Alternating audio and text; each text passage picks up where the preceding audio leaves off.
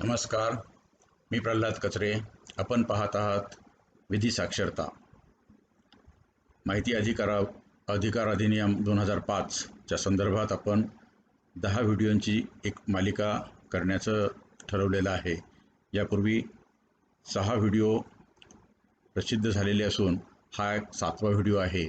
पहिल्या व्हिडिओमध्ये आपण या कायद्याचा इतिहास, दुसऱ्या व्हिडिओमध्ये आपण या कायद्याचे उद्देश, तिसऱ्या व्हिडिओमध्ये या कायद्यातील संकल्पना आणि व्याख्या, चौथ्या व्हिडिओमध्ये आपण स्वयंप्रेरणेनं केलेलं जे काही प्रकटन असतं ते प्रकटन, ज्याला आपण प्रोएक्टिव्ह डिस्क्लोजर असं म्हणतो. नंतर माहिती अधिकाराचा अर्ज कसा करावा, यातील कलम 6 मधील तरतुदी, अधिकारी कसे नेमावेत किंवा पदनिर्देशित करावेत या कलम 5 मधल्या तरतुदी, आणि अर्ज आल्यानंतर हा अर्ज प्रोसेस कसा करावा याच्या संदर्भातल्या कलम 7 मधल्या तरतुदी, असं आपण इतिहासापासून सुरुवात करून पहिले 7 कलमं संपवलेली आहेत. आज कलम 8 आणि 9 या 2 कलमांमध्ये जी माहिती नाकारली जाऊ शकते किंवा जी माहिती देण्याचं बंधन जनमाहिती अधिकाऱ्यावरती किंवा सार्वजनिक प्राधिकरणावरती असत नाही, अशा स्वरूपाची माहिती नेमकी कोणती असते हे आज आपण शिकून घेणार आहोत. खरं तर माहिती अधिकार कायद्यामध्ये 3 प्रकारची माहिती डोकावते. एक आहे स्वतःहून द्यायची माहिती, जी कलम 4 प्रमाणे असते. दुसऱ्या प्रकारची माहिती असते ती अर्ज केल्यावर द्यायची माहिती, ती कलम 6 आणि 7 मध्ये असते. आणि जी माहिती नागरिक मागतात त्याचं शुल्क भरायलाही ते तयार असतात, पण जी माहिती प्रकट करण्याबाबत अपवाद करण्यात आलेले आहेत किंवा जी माहिती डिस्क्लोजरपासून म्हणजे प्रकटनापासून वगळण्यात आलेली आहे, अशी माहिती देण्याचं बंधन किंवा आबंधन, ज्याला आपण ऑब्लिगेशन म्हणतो, ते सार्वजनिक प्राधिकरणावरती नसतं. अशी जी माहिती आहे ती कलम 8 मध्ये आणि 9 मध्ये असे लिहिलेली आहे. तेव्हा आपण कलम 8 मध्ये 10 उपकलम आहेत. 8चा 1 त्याच्याखाली क पासून तर म्हणजे ABC पासून जे पर्यंतचे 10 कलम इंग्रजीमधनं, त्याचंच मराठीकरण आपण क ख ग अशा पद्धतीने ते पाहणार आहोत. तेव्हा पहिला जो अपवाद आहे, कोणत्या स्वरूपाची माहिती साधारणपणे नाकारली जाते, जी माहिती प्रकट केल्याने देशाच्या सार्वभौमत्वाला किंवा एकात्मतेला, सुरक्षेला, युद्ध तंत्रज्ञान विषयक, वैज्ञानिक किंवा आर्थिक हितसंबंधांना किंवा परकीय बरोबरच्या संबंधांना बाधा पोचेल आणि अपराधाला चिथावणी मिळेल अशी माहिती. सर्वसाधारणपणे अशी जी माहिती आहे ही देशाच्या संरक्षण विभागाकडील किंवा युद्धतंत्र विषयक काम करणाऱ्या ज्या काही वैज्ञानिक संस्था किंवा सुरक्षाविषयक संस्था असतात, परकीय राज्याबरोबर संबंध ठेवणारं मंत्रालय असतं, अशा बाबतीत ही माहिती त्यांच्याकडे असते. म्हणजे सर्वसामान्य मुख्यशील विभागातील किंवा क्षेत्रीय कार्यालयांमध्ये अशी माहिती असत नाही. तेव्हा ही अशी माहिती आहे की जी देशाच्या सार्वभौमत्वाच्या आणि एकात्मतेच्या संदर्भात असते, देशाच्या सुरक्षिततेच्या संदर्भात असते, वैज्ञानिक आणि परकीय राज्याबरोबरच्या संबंधाबाबतची असते. ही सर्वसाधारण माहिती प्रत्येक कार्यालयात असत नाही आणि ही माहिती ॲब्सोल्यूट एक्झम्पशन, ज्याला आपण म्हणतो की हे वगळण्याचं, याला दुसरा काही पर्याय नाही, ही अशी माहिती साधारण या कायद्याने देण्याची आवश्यकता नसते. म्हणजे ही माहिती देण्याची आवश्यकता नसते.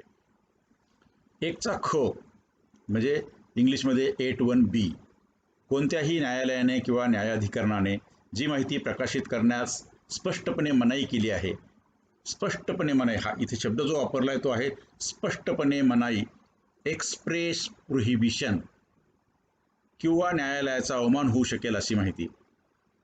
काय होतं, सर्वसाधारणपणे काही सेन्सिटिव्ह प्रकरणं असतात आणि त्यात न्यायालय स्पष्टपणे म्हणतं की पुढील निर्णय होईपर्यंत किंवा न्यायालयाचे पुढील आदेश होईपर्यंत ही माहिती खुली करण्यात येऊ नये.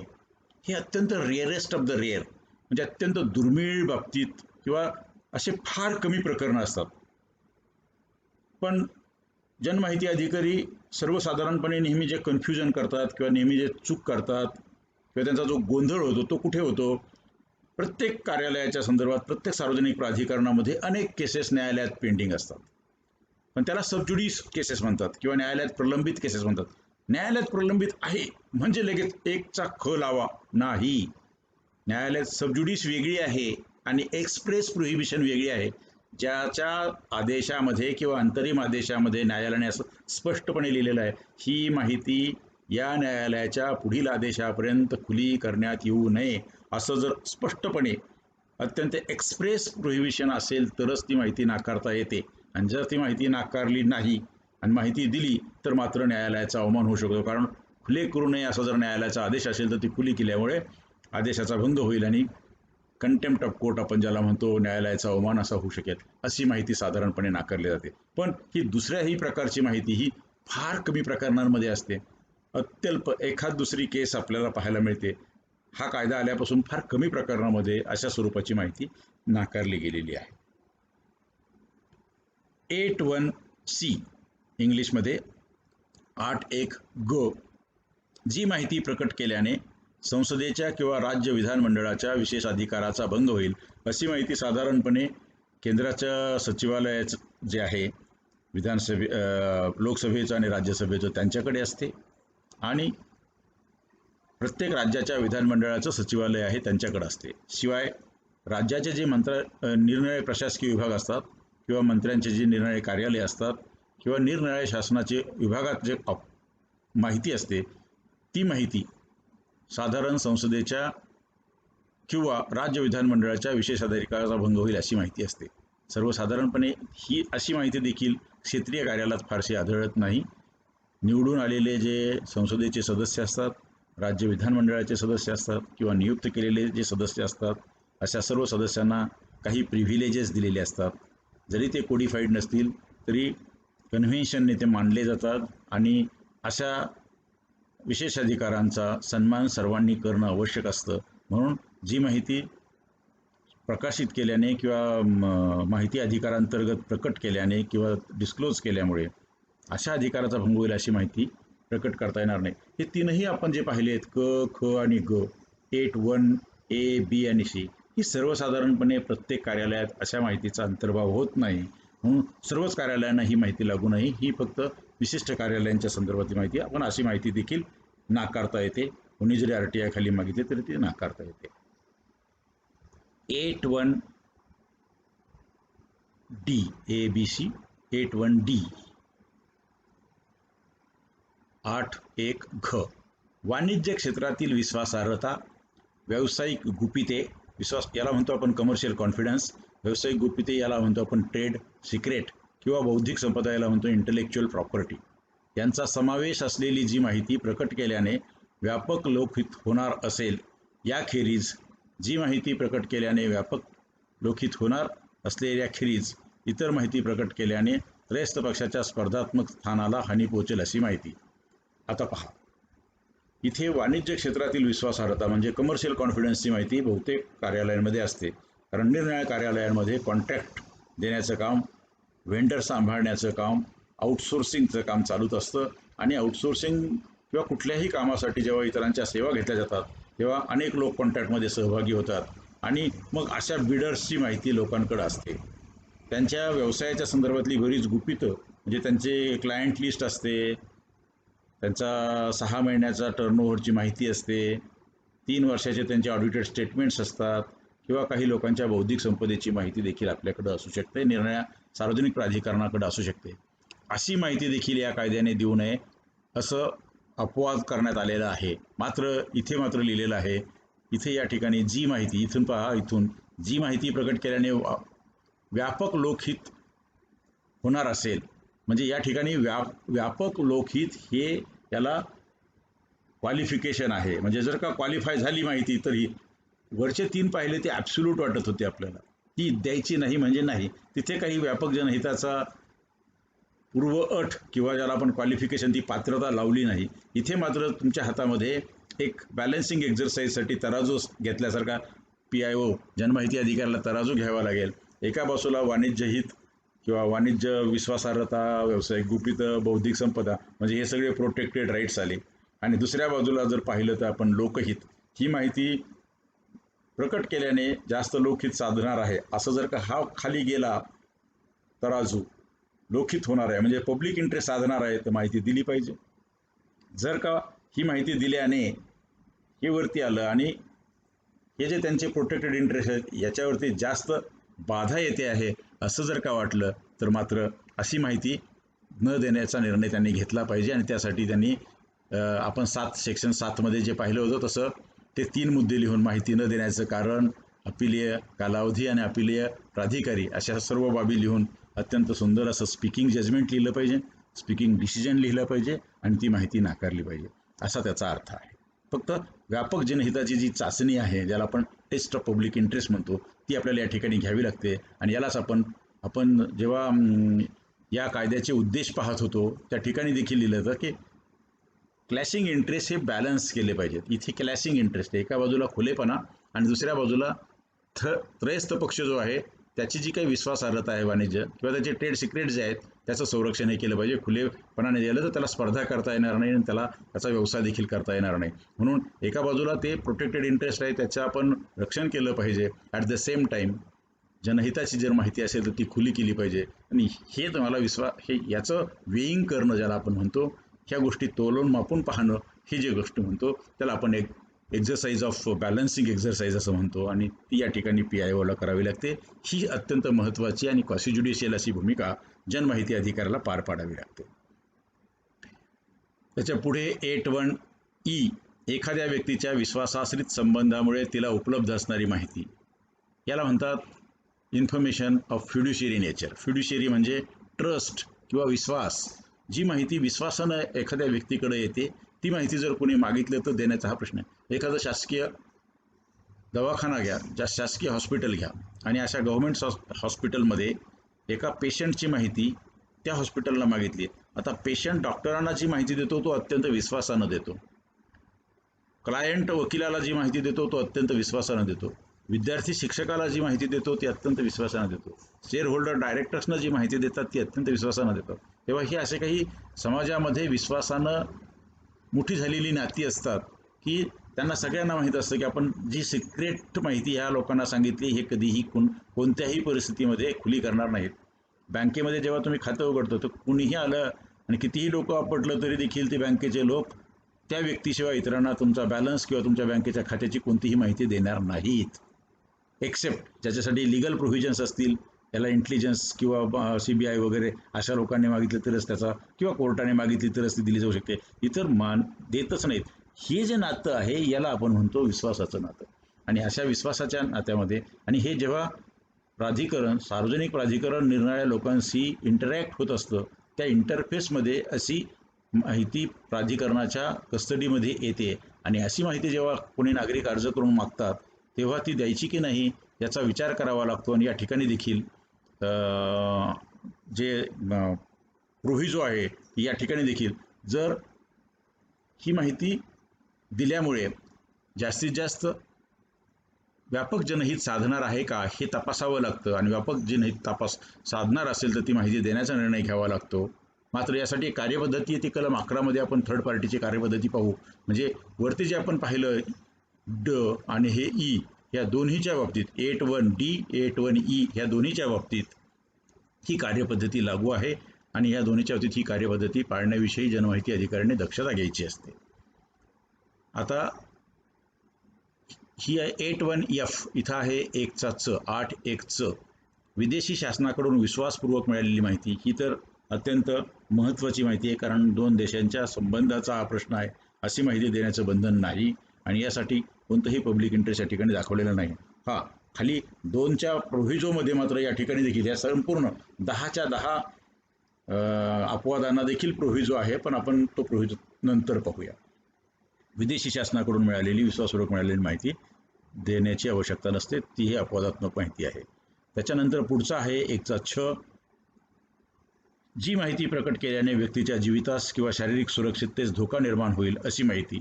सर्वसाधारणपणे जे खबरे असतात, निरनिराळ्या एन्फोर्समेंट एजन्सीचे जे खबरे असतात, गुप्तहेरसारखी जी माहिती पुरवतात, अशा लोकांनी जी माहिती त्यांना दिली आहे, म्हणजे पोलिसला एखाद्या खबऱ्याने माहिती दिली आणि पोलिसांनी त्यावर कारवाई केली, तेव्हा या खबऱ्याच्या संदर्भातली माहिती कोणी मागायला लागलं, ती जर का खबऱ्याची माहिती जर का अशा गुन्हेगारांच्या हातात मिळाली तर त्या खबऱ्या असणाऱ्या व्यक्तीच्या जीविताला किंवा शारीरिक सुरक्षिततेला धोका निर्माण होईल अशी माहिती देखील देण्याची आवश्यकता नाही. हा देखील या ठिकाणी अपवाद करण्यात आलेला आहे. ही देखील एक्झम्प्टेड इन्फॉर्मेशनमध्ये टाकलेली आहे. आणि या ठिकाणी देखील बाकीचे काही प्रोव्हिजो दिलेले नाही. तेव्हा हाही एक अपवाद या ठिकाणी आपल्याला दिसून येतो. 8(1)J नाही आहे, मात्र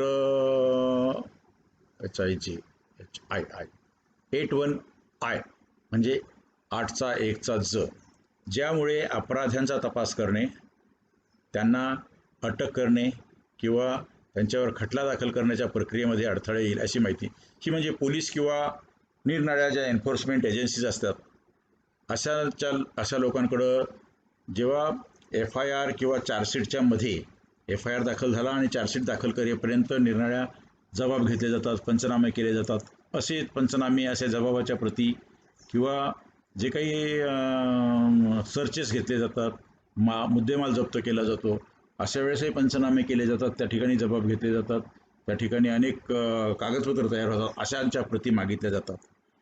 तेव्हा त्या प्रती देऊ नयेत असं कायद्यात लिहिलेलं नाही आहे, पण ती माहिती दिल्यामुळे जर खटल्याच्या इन्व्हेस्टिगेशनवर म्हणजे त्या अन्वेषणाच्या प्रक्रियेवर, म्हणजे त्याचे जे काही शोध केलेला आहे, त्याची जी चौकशी करण्याची प्रक्रिया आहे, अन्वेषण म्हणतात त्याला, आपण इन्व्हेस्टिगेशन असं म्हणतो, त्या इन्व्हेस्टिगेशनवर जर अडथळा निर्माण होणार असेल अशी माहिती दिल्यामुळे तर ती माहिती देण्याची आवश्यकता नाही असं इथं म्हटलेलं आहे. मात्र एकदा का चार्जशीट दाखल झालं की ती माहिती खुली होते आणि ती दिली जाऊ शकते. पण या प्रक्रियेमध्ये, खटला दाखल करण्याच्या प्रक्रियेमध्ये अडथळा येईल अशी माहिती, त्याला आपण डिटर म्हणतो, की इन्व्हेस्टिगेशनला काही डिटरन्स निर्माण होणार नाही ना याची दखल घ्यावी लागते. याचा देखील या ठिकाणी अपवाद केलेला आहे. ही देखील एक्झम्प्टेड इन्फॉर्मेशनच्या कॅटेगरीमध्ये टाकलेली आहे. पुढे 81I 1चा झ, मंत्रिमंडळाची कागदपत्रे, विचारविनिमयाचे अभिलेख, परंतु निर्णय झाल्यानंतर घेतलेले निर्णय कागदपत्रे खुले केली जातात. म्हणजे जेव्हा कॅबिनेट डिसिजन घेतले जातात, कॅबिनेटचे इन्फॉर्मेशन डिसिजन घेईपर्यंत दिली जाणार नाही. पण एकदा का कॅबिनेट झालं, डिसिजन झालं, कॅबिनेटची मीटिंग झाली, डिसिजन झाले आणि त्यानंतर स्वतःच मंत्री महोदय किंवा मुख्यमंत्री महोदय किंवा केंद्रातले जे काही मंत्री असतील ते मंत्री प्रेसच्या पुढे येतात आणि ते काय निर्णय घेतले ते खुले करतात. दुसऱ्या दिवसापासून त्याच्यावरती ऑफिस मेमोरंडम किंवा शासन निर्णय निघायला सुरुवात होतात आणि ते कागदपत्र खुले होतात आणि मग त्या विचारविनिमयासाठी ठेवलेले सर्व कागदपत्र खुले होऊ शकतात. पण मंत्रिमंडळाचा निर्णय होईपर्यंत असे कागदपत्र दिले जात नाहीत आणि हा देखील या ठिकाणी अपवाद करण्यात आलेला आहे. आणि 81J ही सगळ्यात शेवटची आणि अत्यंत महत्त्वाची माहिती आहे. अशी वैयक्तिक माहिती जी प्रकट करण्याचा कोणताही सार्वजनिक कामकाजाशी किंवा हितसंबंधाशी संबंध नाही किंवा जी व्यक्तीच्या खाजगी बाबतीत विनाकारण हस्तक्षेप करील अशी माहिती देण्याची आवश्यकता नाही. कोणती माहिती? पुन्हा एकदा वाचूया. अशी वैयक्तिक माहिती जी प्रकट करण्याचा कोणताही सार्वजनिक कामकाजाशी संबंध नाही किंवा हितसंबंध नाही किंवा जी व्यक्तीच्या खाजगीपणात विनाकारण हस्तक्षेप करेल, जी प्युअरली वैयक्तिक माहिती असते, म्हणजे एखाद्याची जात आहे, एखाद्याचा धर्म आहे, एखाद्याच्या घरच्या पत्नीच्या संदर्भातली माहिती आहे, कुटुंबियाच्या संदर्भातली माहिती आहे, कुटुंबियाच्या मेडिकल एक्सपेन्सेसमध्ये मेडिकल एक्सपेन्स किती केला ते दिला जाऊ शकतो, किती रिएम्बर्समेंट घेतली हे दिलं जाऊ शकतं, पण कोणता रोग झाला होता, कोणत्या हॉस्पिटलमध्ये गेले होते, किती दिवस ॲडमिट होते, इतक्या वैयक्तिक, ज्याला आपण नाजूक गोष्टी वैयक्तिक, ज्याला आपण विनाकारण हस्तक्षेप होईल अशा माहिती. तुम्हाला असं वाटलं की खोटं बिल घेतलंय तर तुम्ही जरूर करा, कारण तो व्यापक जनहिताचा प्रश्न आहे, पण फक्त तेवढंच मिळेल. बाकीची जी वैयक्तिक माहिती आहे, जिच्या खुले करण्यामुळे त्याच्या खाजगी बाबी खुल्या होतील अशी माहिती देण्याची आवश्यकता नाही. पण खाली असं पण लिहिलेलं आहे, परंतु जी माहिती संसदेला किंवा राज्य विधानमंडळाला देण्यास नकार देता येणार नाही, ती माहिती कोणत्याही व्यक्तीला देण्यास नकार देता येणार नाही. पहा, आपण कलम 8मध्ये एकूण 10 अपवाद आत्तापर्यंत पाहिलेत. 10व्या अपवादालाच मात्र हे परंतुक दिलेलं आहे आणि या परंतुकामध्ये म्हटले, जी माहिती म्हणजे अशी वैयक्तिक माहिती की जी विचारल्यानंतर राज्य विधानमंडळाला देण्यास नकार देता येणार नाही, तर ती मग कोणत्याही व्यक्तीला देण्यास नकार देता येणार नाही. याच्या पाठीमागचं लॉजिक एकच आहे की राज्य विधानमंडळ असेल किंवा केंद्राचं विधानमंडळ असेल, म्हणजे केंद्राचं संसद असेल, या ठिकाणी जाणारे जे काही लोकप्रतिनिधी असतात, खासदार असतील किंवा आमदार असतील, यांना निवडून देणारा मतदार असतो आणि तो नागरिक असतो. जर त्याने मत दिलं नाही तर ते निवडूनच जाणार नाही. म्हणजे खरा उद्गाता नागरिक आहे, खरा मालक नागरिक आहे. तो फक्त रोज रोज सगळ्या नागरिकांना 130 कोटी लोकांना लोकसभेत किंवा विधानसभेत जाता येत नाही, म्हणून ते आपल्या प्रतिनिधीला प्रातिनिधिक स्वरूपामध्ये पाठवतात. ते मत देतात, याचा अर्थ ते संपूर्ण अधिकार त्यांना बहाल करत नाहीत. मूळ अधिकार हे त्यांचेच असतात, म्हणून जे त्यांना नाकारता येणार नाही, जे खासदारांना नाकारता येणार नाही, जे आमदारांना नाकारता येणार नाही, ते कोणत्याही व्होटरला म्हणजे नागरिकाला नाकारता येणार नाही, हे त्याच्या पाठीमागचं खरं तर तर्क आहे किंवा लॉजिक आहे. तेव्हा वैयक्तिक माहिती जी व्यापक जनहिताची नसते किंवा ती पूर्णपणे खाजगी स्वरूपाची असते, ती सार्वजनिक प्राधिकरणाच्या म्हणजे कस्टडीमध्ये असेलही, कदाचित कोणत्या तरी कंप्लायन्सच्या निमित्तानं ते आली असेल, पण अशी माहिती देण्याची आवश्यकता नाही. आणि जेव्हा अशी माहिती देण्याची वेळ येतेच व्यापक जनहितासाठी, किंवा ती संसदेला दिली तर यांची पण दिली पाहिजे, त्या ठिकाणी देखील त्या माणसाला कन्सल्ट केलं पाहिजे. त्याला आपण सेक्शन 11मध्ये म्हणजे सेक्शन 11मध्ये जी कार्यपद्धती आहे ती पाळली पाहिजे. त्यांना त्यांचं म्हणणं मांडण्याची संधी दिली पाहिजे. आम्ही ती प्रकट करणार आहेत असं सांगून त्यांना संधी दिली पाहिजे. त्यांचं म्हणणं घेतलं पाहिजे. त्यावरती जनमाहिती अधिकाऱ्याने सारासार विचार करून विवेकाने निर्णय घेतला पाहिजे आणि मग ती माहिती द्यायची की नाही याचा निर्णय घेतला पाहिजे. आता 8(2) मी जे म्हटलो होतो की आपण आता 8(1) मध्ये आपण 10 उपकल्म पाहिलेत आणि 10 उपकल्म म्हणजे 10 अपवाद आहेत. केवळ याच कारणासाठी माहिती नाकारता येते. या कारणांच्या व्यतिरिक्त कोणत्याही कारणासाठी माहिती अधिकार कायद्यामध्ये मागितलेली माहिती नाकारता येत नाही. आता आपण 8चा फक्त उपकलम 1 पाहिलं. उपकलम 2 मध्ये असं म्हटलेलं आहे, कोणतीही माहिती प्रकट केल्याने साध्य होणारे लोकहित हे संरक्षित हितसंबंधास होणाऱ्या हानीपेक्षा अधिक असेल तर सार्वजनिक प्राधिकरण ती माहिती पाहण्यास परवानगी देऊ शकेल. म्हणजे लक्षात ठेवा, म्हणजे इथे तुम्हाला बॅलन्सिंग एक्झरसाइज आहे. म्हणजे एका बाजूला लोकहित आणि दुसऱ्या बाजूला संरक्षित हितसंबंध, आणि तुम्ही ते दोन्ही हातात घ्यायचं आणि ही माहिती दिल्यामुळे जनहित साध्य होणार असेल, खाली गेला हा तराजू, ती माहिती देण्याचा निर्णय घेतला पाहिजे. हा तराजू वर राहिला आणि संरक्षित हितसंबंधाचा तराजू खाली जर गेला तर मात्र मग आपण ही माहिती नाकारण्याचा निर्णय घेतला पाहिजे. आणि अशा पद्धतीनं निर्णय घेण्याचं काम जनमाहिती अधिकाऱ्याला करावं लागतं. हे अत्यंत महत्त्वाचं काम आहे. मी पुन्हा रिपीट करतो, जनमाहिती अधिकारी हे क्वासी ज्युडिशियल अधिकारी असतात. ते हे निर्णय घेताना सर्व म्हणणं ऐकतात आणि सारासार विचार करून रिझन्ड अशी ऑर्डर देतात आणि रिझन्ड ऑर्डरवरती अपील होतं. ज्या आदेशाच्या विरुद्ध अपील होतं त्याच्या विरुद्ध सेकंड अपील होतं, त्याच्यानंतर ते हायकोर्टात जाऊ शकतं आणि त्याच्यानंतर ते सुप्रीम कोर्टात जाऊ शकतं. म्हणून पहिल्यांदा खऱ्या अर्थानं इन्फो ज्युडिशियरीचा गेटवे हा जनमाहिती अधिकाऱ्याचा हो किंवा नाही असा निर्णय असणार आहे. आणि या ठिकाणी त्याला हे सगळ्या गोष्टी कराव्या लागतात आणि म्हणून ह्या गोष्टी अभ्यासपूर्ण करण्याची आवश्यकता असते. एखादी घटना 20 वर्षापूर्वी झाली असेल, प्रसंग 20 वर्षापूर्वी उद्भवला असेल किंवा बाब 20 वर्षापूर्वी घडली असेल तर अशी कोणतीही माहिती पुरविण्यात येईल. म्हणजे या ठिकाणी पहा, ज्या गोष्टी आपण कलम 8(1) म्हणजे जे सार्वभौमत्व, एकात्मता, वैज्ञानिक हितसंबंध, हे जे सर्व पाहिलं होतं, हे किंवा परकीय संबंध, परकीय देशाशी दिलेली माहिती, अशी जी महत्त्वाची 1, 2, 3 कलमांमध्ये लिहिलेली जी माहिती होती, त्या सिक्रेसीचं वय किती, त्या गुप्ततेचं वय किती, गोपनीय ठेवायच्या म्हणजे ते द्यायच्या नाहीत म्हणजे किती दिवस ठेवायच्या. तशी घटना घडल्यानंतर जी माहिती क्रिएट झाली, ती घटना घडल्यानंतर जर 20 वर्ष झाली असते तर त्याचं सिक्रेसीचं लाईफ संपलं आहे असं समजा. या ठिकाणी दिलेलं लाईफ 20 वर्षाचं आहे. त्यानंतर ती ऑर्डिनरी इन्फॉर्मेशन होते ना, ऑर्डिनरी इन्फॉर्मेशन अर्ज केल्यावर जशी मिळते तशी ती इन्फॉर्मेशन 20 वर्षानंतर देण्यात येईल असं या ठिकाणी लिहिलेलं आहे. म्हणजे सिक्रेसीला खरं तर लाईफ नसतंच. कालची सिक्रेट असणारी गोष्ट आज मात्र ती खुली होऊ शकते असंही त्या ठिकाणी होतं. म्हणजे यापूर्वीच्या काळात ऑफिशियल सिक्रेसी ॲक्टमध्ये खूप सिक्रेसीचा भाऊ केला जात होता, मात्र सिक्रेसीला तसं लाईफ नसतं. सिक्रेसी ही अल्पजीवी आहे, अल्पजीवी अशी एक वस्तू आहे.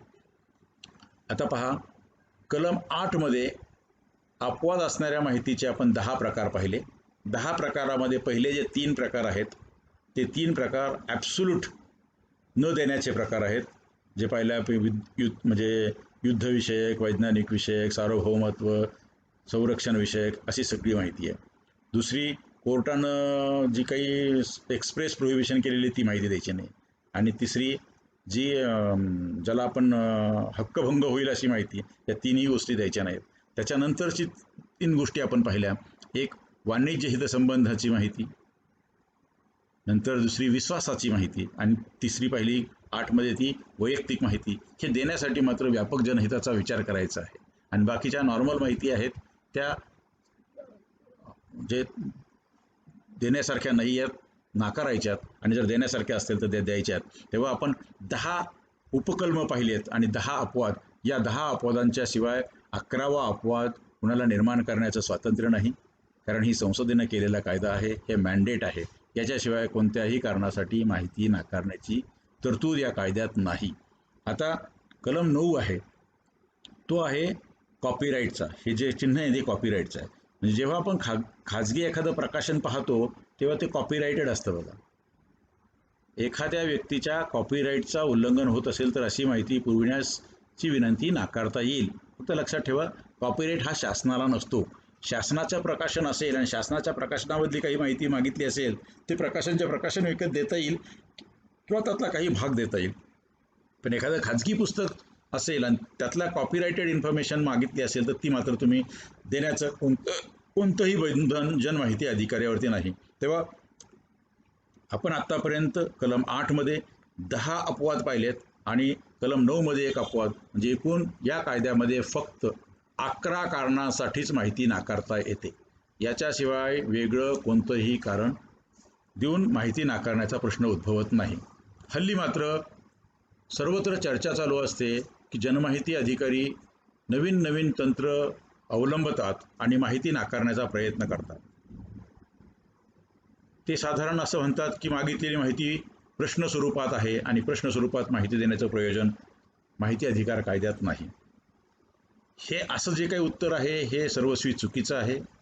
या कायद्याच्या प्रिएम्बलमध्येच अकाउंटेबिलिटी हे एक ऑब्जेक्ट या कायद्याचा आहे की नागरिक प्रश्न विचारू शकतात आणि शासनाला आणि शासनाच्या अधिकाऱ्यांना त्याचं उत्तर द्यावं लागेल असं लिहिलेलं आहे. हा ठीक आहे, माहितीची व्याख्या करताना any material in any form असं लिहिलं आहे, म्हणून मटेरियल फॉर्ममध्ये जे प्रश्नाचं उत्तर असेल ते मात्र द्यावं लागेल. तेव्हा असं जर उत्तर कोणी देत असेल तर मला वाटतं ते कायद्याच्या दृष्टीनं चुकीचं आहे. प्रश्न असू शकतो, प्रश्न जर वैयक्तिक कोणी विचारला नसेल, खिजवण्यासाठी किंवा मुद्दाम त्रास देण्यासाठी विचारला नसेल, पण त्या प्रश्नाच्या आत माहिती दडली असेल. नेहमी लक्षात ठेवा, प्रश्नाच्या गर्भामध्येच त्याचं उत्तर किंवा त्याची माहिती दडलेली असते. त्यामुळं अशी माहिती कुठल्या तरी कागदपत्रात असेल तर तो कागदपत्र दिले पाहिजेत, पण असं कारण देऊन करत असेल तर तो मला वाटतं कायद्याचा दुरुपयोग आहे.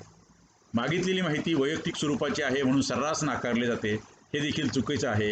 यासाठी आपण कलम 8चा 1चा जे वाचलं शेवटचं, ही अति खाजगी स्वरूपाची असेल ती माहिती द्यायची नाही, पण जी माहिती आपण विधानमंडळाला नाकारू शकत नाही किंवा जी माहिती व्यापक जनहिताची असते ती माहिती देण्याबाबत निर्णय घ्यायला लागतो, पण त्यासाठी जी काही प्रक्रिया आहे कलम 11मध्ये लिहिलेली ती मात्र अवलंबली पाहिजे.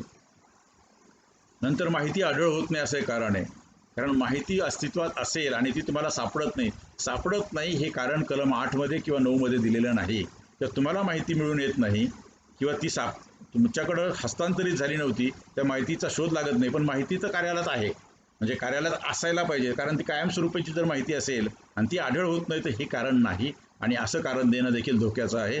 आणि यासाठी देखील रेकॉर्ड मॅनेजमेंटच्या ॲक्टप्रमाणे कारवाईचा बडगा उगारला जाऊ शकतो. मागितलेली माहिती त्रयस्थाच्या हक्कावर गदा आणणारी आहे. हो, असू शकते. खूप प्रकारची माहिती, त्रयस्थाची माहिती निर्णय प्राधिकरणाकडे असते, पण त्रयस्थ व्यक्तीला म्हणणं मांडायला संधी देऊन त्याचं म्हणणं ऐकून घेऊन आणि त्यांनी 10 वेळा जरी माहिती देऊ नका असं म्हटलं लिहिलं तरी देखील जनमाहिती अधिकाऱ्याला त्याचा स्वतःचा विवेक वापरायचा आहे आणि ही माहिती दिल्यामुळे व्यापक जनहित साधणार आहे का यांच्या हक्कावरती जास्त गदा येणार आहे याचा निर्णय जनमाहिती अधिकाऱ्यांनी घ्यायचा आहे. म्हणजे त्रयस्थ पक्षाला निरंकुशपणे कोणताही नकाराधिकार किंवा व्हेटो नाही आहे. त्याला नाही म्हणण्याचा जरूर अधिकार आहे, पण त्यांनी नाही म्हटलं आणि तेच फक्त बाबा वाक्यम प्रमाणम म्हणून जनमाहिती अधिकाऱ्याने नाकारायचं असं कायद्यात अपेक्षित नाही. माहिती अर्जात माहिती मागताना 150 शब्दापेक्षा जास्त शब्द वापरण्यात आले आहेत. या कारणासाठी कोणी नाकारत असेल तर हे तांत्रिक स्वरूपाचं नाकारणं आहे, पण तांत्रिक स्वरूपाचं नाकारू नये असं नियमामध्येच म्हटलेलं आहे. नियमामध्ये ती काळजी घेतलेली आहे. नियम करताना महाराष्ट्र शासनानं असं लिहिलेलं आहे की 150 पेक्षा जास्त शब्द जर असतील तर पहिल्या 150 शब्दामध्ये जितकी माहिती आहे त्यापैकी जी माहिती तुम्हाला देता येते ती तुम्ही दिली पाहिजे, आणि बाकीच्या शब्दांमध्ये जी माहिती त्याची आहे 151 पासूनच्या पुढच्या शब्दांमध्ये त्यासाठी तुम्ही स्वतंत्र अर्ज करा असं तुम्ही त्यांना सुचवू शकता. मागितलेली माहिती या कार्यालयाशी संबंधित नाही असं म्हणून माहिती नाकारणं हे सर्वस्वी बेकायदेशीर आहे. या कायद्यातला कलम 6चा 3 ही जबाबदारी सार्वजनिक प्राधिकरणावरती टाकतो ही जबाबदारी सार्वजनिक प्राधिकरणाची आहे. त्यांच्याकडे आलेला अर्ज जर त्यांच्याशी संबंधित नसेल तर कोणाशी संबंधित आहे याचा शोध त्यांनीच घेतला पाहिजे आणि त्या कार्यालयाकडे तो पाठवून त्याची एक प्रत अर्जदाराला म्हणजे नागरिकाला पाठवली पाहिजे. म्हणजे या ठिकाणी नागरिक अज्ञान असू शकतो, तो लेमन असू शकतो, पण सार्वजनिक प्राधिकरण लेमन नाही. त्यांना साधारण बाकीच्या सार्वजनिक प्राधिकरणाकडे कोणते विषय आहेत आणि आपल्या प्राधिकरणाकडे कोणते विषय आहेत याचं ज्ञान असतं. त्यांच्यातले अधिकारी देखील निरनिराळ्या स्पर्धा परीक्षा पास होऊन येतात, तेव्हा त्यांची जी काही क्षमता असते ती त्या अर्जदारापेक्षा जास्त असू शकते असं या कायद्यात अपेक्षिलेलं असल्यामुळं जर मागितलेली माहिती त्यांच्या कार्यालयाशी संबंधित नसेल तर कोणाच्या कार्यालयाशी संबंधित आहे याचा शोध घेतला पाहिजे. कलम 6(3) प्रमाणे तो अर्ज हस्तांतरित केला पाहिजे आणि हस्तांतरित केला असल्याबद्दलची समज किंवा त्याची जी काही इंटिमेशन आहे ती संबंधित अर्जदाराला पाठवली पाहिजे. अर्जविहित नमुन्यात नाही असं जे लिहिलेलं आहे, कायद्यात नमुना प्रिस्क्राईब केलेला नाही. सोपेपणासाठी आणि लोकांची सुविधा जास्त चांगली व्हावी यासाठी महाराष्ट्र शासनानं तो दिला आहे, पण केंद्र शासनाच्या नमुन्यात अर्जाचा नमुना नाही, अनेक राज्याच्या नमुन्यात नाही, अनेक कोर्टाच्या नमुन्यात देखील नाही. अर्जाचा नमुना हा कायद्याने अपेक्षित नाही. लोकांची सोय व्हावी आणि सर्व गोष्टी एकाच पद्धतीने किंवा ज्याला युनिफॉर्म पद्धतीने व्हाव्यात यासाठी केलेली ही सुविधा आहे, पण सुविधा म्हणजे पूर्वअट नाही. अर्ज हा प्रिंटेड पाहिजे असं कायद्यात लिहिलेलं नाही, अर्ज हा टाईप पाहिजे असं कायद्यात लिहिलेलं नाही, अर्ज हा संगणकीकृत करून टाईप केला पाहिजे असं देखील कायद्यात लिहिलेलं नाही आहे. तेव्हा हाताने लिहिलेला आणि जे सुचवले ते मुद्दे त्या ठिकाणी असलेला आणि त्यांचा फक्त पत्ता असला पाहिजे, माहिती कोणती पाहिजे असले दारिद्र्यरेषेचं माहिती पाहिजे आणि कॉन्टॅक्टचा ॲड्रेस, इतक्या गोष्टी असल्या तरी हे सफिशियंट आहे. आणि ते रक्कम रोख देणार, स्वतः येऊन घेणार वगैरे वगैरे ह्या मुद्दे एकदा आले आहेत की तो अर्ज स्वीकारला पाहिजे. या मुद्द्यावरती अर्ज नाकारणं निश्चितपणे चुकाचं आहे. तेव्हा अशा अनेक पालुपदाद्वारे अर्ज फेटाळण्याचे प्रकार वाढीस लागले आहेत असं सर्वत्र बोललं जातं. माहिती देण्यास टाळाटाळ करण्याचे प्रकार वाढीस लागले आहेत आणि ह्या कायद्याची भीती कमी व्हायला लागली आहे असं देखील बोललं जातं. जनमाहिती अधिकारी आणि प्रथम अपिली अधिकारी हे एकाच कार्यालयातील असल्याने ते संगनमताने प्रथम अपिलानंतर माहिती न देण्याचे प्रकार वाढीस लागले आहेत असं म्हणता येत नाही, कारण प्रत्येक अधिकारी हा न्यूट्रली काम करतो आणि केलं पाहिजे असं अपेक्षित आहे. आणि या ठिकाणी एक व्यावसायिकता ज्याला आपण म्हणतो प्रोफेशनलिझम, तेव्हा प्रोफेशनली अपिली अधिकारी काम करताना तो अपिली अधिकारी या वरिष्ठ अधिकाऱ्याच्या खुर्चीतच असतो आणि खालच्या अधिकाऱ्याने चुका करणं आणि त्याच्यावरती पांघरून घालणं असं अपेक्षित नाही. जनरली असं घडत नाही, मात्र ती लोकांची एक समज आहे किंवा एक परसेप्शन ज्याला म्हणतो पीपल्स परसेप्शन, तसा हा प्रकार आहे. एखाद दोन ठिकाणी असे प्रकार अपवादात्मकपणे होतही असतील, पण असे सर्वत्र होत नाहीत. हे मला स्वतःला मी प्रशासनात काम केलं असल्यामुळे व्यक्तिशः ते माहिती आहे. याचाच परिणाम की काय, द्वितीय अपिलांची संख्या वाढीस लागली. हो, द्वितीय अपिलांची संख्या वाढीस लागली आणि पहिल्या अपिलाचं कामकाज तेवढ्या गुणवत्तेनं होत नाही हे मलाही मान्य आहे. त्याची कारणं काय आहेत ते आणखी शोध घेण्याचा भाग आहे. मात्र माहिती आयुक्तांकडचे अर्ज वाढायला लागले आहेत. एक तर नागरिकांमध्ये ज्याला एम्पॉवरमेंट म्हणतो, जागृती म्हणतो, ती वाढीस लागली आहे. प्रत्येक मुद्द्याची तात्विक घासाघीस केल्यामुळे ते प्रत्येक अपील पुढे जाऊ शकतं, हेही आहे. पण प्रथम अपील ही एक लूज लिंक आहे आणि प्रथम अपिलामध्ये ज्या गुणवत्तेनं काम केलं पाहिजे त्या गुणवत्तेनं केलं जात नाही. मला वाटतं या पदावर काम करणाऱ्या व्यक्तींनी मात्र थोडासा अभ्यास केला पाहिजे, प्रशिक्षण घेतलं पाहिजे.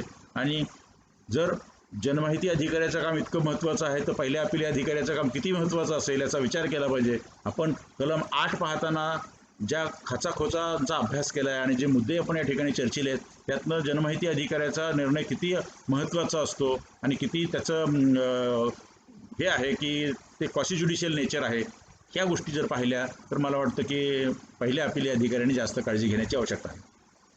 काही ठिकाणी तर राज्य माहिती आयुक्तांनी दिलेल्या आदेश निर्देशाची पायमल्ली सुरूच राहिली आहे.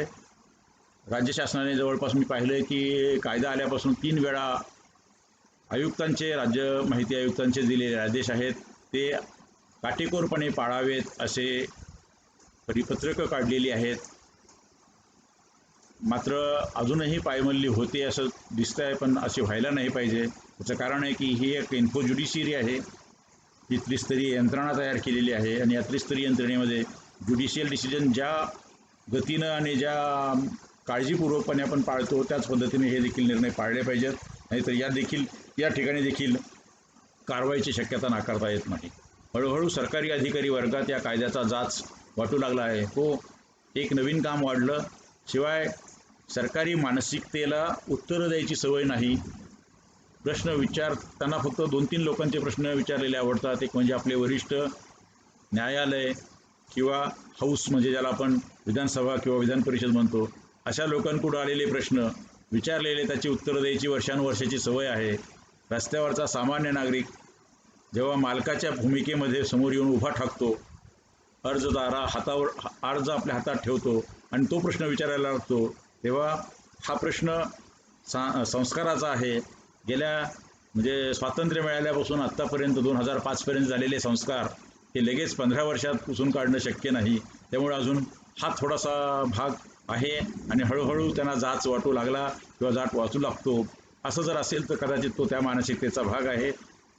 आपण जे म्हणतो की ब्लॉक असतो, तो ब्लॉक त्या माणसाच्या मनामध्ये असतो, त्यामुळं तसं होऊ शकतं. पण हळूहळू मला वाटतं ही मानसिकता बदलायला लागली आहे. मी तर नेहमीच म्हणतो की आता नोकरशाही कूस बदलते आहे आणि हे सगळे बदल पचवते आहे. त्यांना असं माहिती आहे की याशिवाय आता गत्यंतर नाही, बदलावंच लागेल. बदल हा अपरिहार्य आहे. बऱ्याच प्रमाणामध्ये मिळणाऱ्या माहितीतून भ्रष्टाचाराची प्रकरणं बाहेर येऊ लागली आहेत.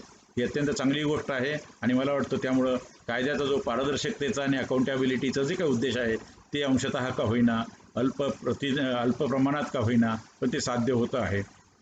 त्यातच काहींनी माहिती अधिकारांच्या आडून गैरकारभार सुरू केला आहे. अशांचे प्रमाण अत्यल्प असले तरी देखील नाकारण्यासारखे नक्कीच नाही. पाचही बोटं सारखे नसतात. तेव्हा असे ॲब्यूज आणि मिसयूज असे प्रकार हे होत राहतील. पण जितकी पारदर्शकता वाढेल तसं त्या प्रकाशामध्ये हे प्रकार जे आहेत ते आपोआप नाहीसे होतील. तेव्हा पारदर्शकता हे त्याच्यावरचं उत्तर आहे आणि म्हणून कलम 4 प्रमाणे जितकं जास्त प्रकाशित करता येईल, जितकं जास्त लोकांच्या समोर ठेवता येईल, तेवढं जर ठेवलं तर मला असं वाटतं की असे प्रकार घडणार नाहीत. माहिती अधिकार कायद्याअंतर्गत कलम 8 आणि 9 मध्ये आपण अभ्यासलेले जे 11 प्रकार आहेत, याच्याशिवाय वेगळ्या कारणासाठी कोणताही माहितीचा अर्ज किंवा कोणतीही माहिती नाकारण्याची तरतूद या कायद्यामध्ये नाही.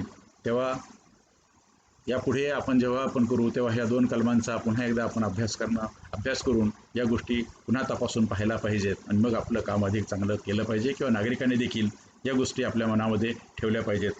हा व्हिडिओ जर आपल्याला आवडला असेल तर आपण जरूर लाईक करा, सबस्क्राईब करा, नसेल तर सबस्क्राईब करा. आपल्या मित्रपरिचितांना फॉरवर्ड करा, शेअर करा, त्यांनाही लाईक करायला सांगा आणि त्यांना देखील सबस्क्राईब केलं नसेल तर सबस्क्राईब करायला सांगा. आपण पुन्हा भेटू पुढच्या भागामध्ये आणि तो भाग अत्यंत महत्त्वाचा आहे. तो आहे त्रयस्थ पक्षाच्या अर्ज आल्यानंतर त्रयस्थ पक्षाची माहिती देण्याबद्दलची कार्यपद्धती नेमकी काय आहे. तेव्हा पुन्हा एकदा धन्यवाद. आपण इथे थांबूया.